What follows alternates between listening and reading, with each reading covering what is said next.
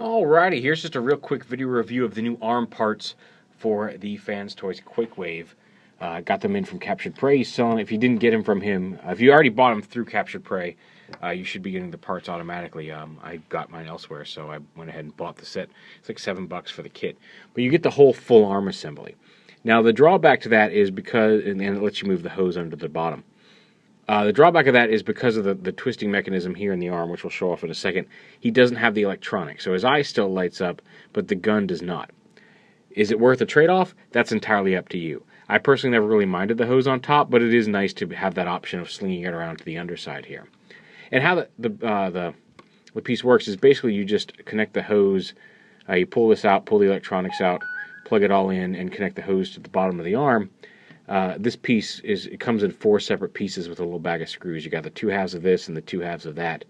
And you basically just disassemble the arm and attach everything like that. So you can have the hose above the arm for the gun mode transformation like it should be.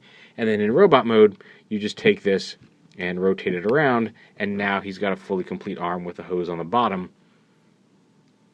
For aesthetic reasons. It's entirely up to you if you want to do it.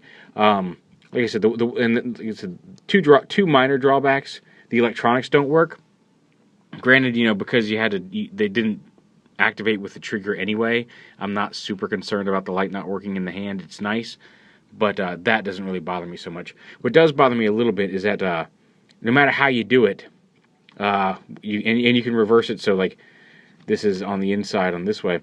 One side's always going to have these screws showing.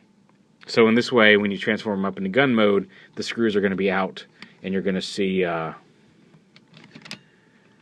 screws are always going to be facing out here on the outside of the gun. So in gun mode, you're going to see those screws, even if they are hidden in robot mode. So a little bit of a drawback.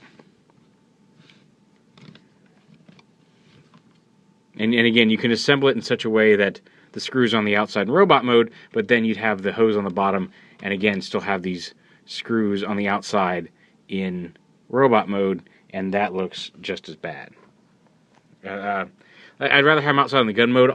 Since I display him in robot mode most of the time, I'm totally okay with having the screws on the inside of the arm. If I decide to keep this parts on, I probably will. It's nice to have the option of swapping that hose, but up to you. I'll give him a quick I'm not going to go through the whole process during the video, but I'll do a quick transformation into gun mode and show off what it looks like there. And here is gun mode. Like I said, now the hose is back up on top, fully transformed, very nice. Again, the one drawback is that now you have the screws on the outside. So it really depends on which mode you want to display him in, how you assemble this. Because like I said, you can flip it over and assemble it in such a way so the screws are on the inside in gun mode, but then they will be sticking out in robot mode. But yeah, there it is. Like I said, I got it from CapturedPrey. It's a nice little kit. I do like the ability to swap the hose from the one minor complaint with the screws. But just a nice little option and inexpensive option if you want to upgrade your toy. And if you don't, then you're still fine. So there it is, the extra parts for Quakewave.